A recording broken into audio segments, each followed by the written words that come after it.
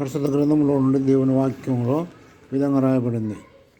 ఏమనంటే 2 కొరింథీయులు 5వ అధ్యాయం 17వ వచనంలో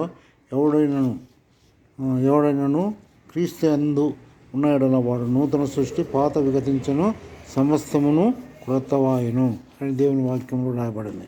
కాబట్టి సహోదర మరి పాతవి ఏంది, కొత్తవి ఏంది అనేది మనం దేవుని వాక్యంలో మనం చూడగలుగుతాం. మరి మార్కు సువార్త 7వ అధ్యాయం 21వ వచనంలో మరి దేవుని వాక్యంలో ఏం రాయబడింది? పాతవి ఏదనగా 21వ వచనంలో దురాలోచనలు మరి అని రాయబడి ఉంటుంది. కాబట్టి దురాలోచనలు అనగా ఏంటి? మరి ఆదికాండం 3వ అధ్యాయం 11వ వచనంలో దేవుడు ఆది దంపతులైన ఆదాము అవ్వలకు తినకూడదని పండు తినుట ద్వారా వారు ఏమైపోయినారు?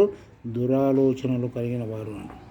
మరి ఆదికాండం 4వ అధ్యాయం 9వ వచనంలో మరి దేవుడైన యెహోవా తన మరి కయ్యూను అడిగినాడు, కయ్యూను నీ తమ్ముడైన హేబెలు ఎక్కడ అంటే, నా తమ్మునికి నేను కావలివాడనా అని చెప్పినట్టుగా మనం చూడగలుగుతున్నాం.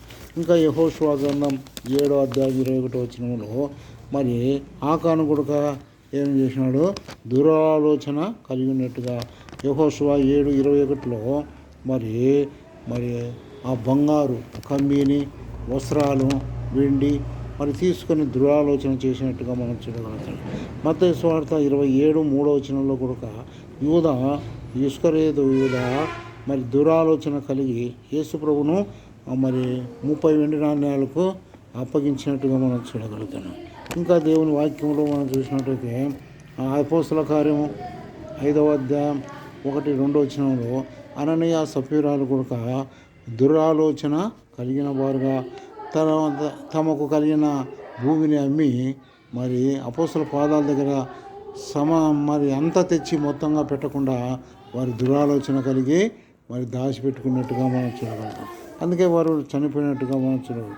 తప్పిపోయిన కుమారుడు కూడా మరి దురాలోచన కలిగి తండ్రి దగ్గర ఆస్తి తీసుకొని దూరంగా పోయినట్టుగా మనం చూడగలుగుతాం. కాబట్టి సహోదర మరి దురాలోచన మరి క్రొత్తది ప్రభు అయిన యేసుక్రీస్తునందు కొత్తది ఏముంది? కొత్తది అంటే హెజ్కేలు గ్రంథం 36:24 వచనంలో అన్య జనములో నుండి నన్ను తోడుకొని వచ్చినాడు అనగా ఐగుప్తు దేశంలో నుండి నన్ను తోడుకొచ్చినాడు. అంత మాత్రం కాక ఇంకా దేవుని వాక్యంలో రాయబడింది, అపవిత్ర పోనట్లు మరి ఆయన పరిశుద్ధ రక్తం శుద్ధ జలమును చల్లేను, ఆయన రక్తం ద్వారా నాకు పాప క్షమాపణ, పరిశుద్ధులుగా నీతివంతులుగా చేసినాడు. అంత మాత్రం కాక మూడోదిగా మనకు నూతన హృదయాన్ని మనకి ఇచ్చాడు.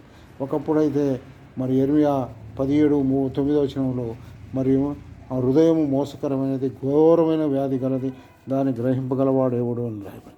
మరి 4వదిగా ఆయన ఆత్మ మనకు దయచేసినాడు. కాబట్టి మరి ఇదిగో సమస్తమును పాత విగతించిన సమస్తం క్రొత్తవాయని దేవుని వాక్యం రాబడి. కాబట్టి సహోదర నేను మరి కొత్తగా ఉండాలని, కొత్త జన్మము జీవించాలని, కొత్త జీవితం జీవించాలని కోరుతున్నాడు దేవుడు. ఈ వాక్యం దేవుడు దీవించును గాక. ఆమేన్.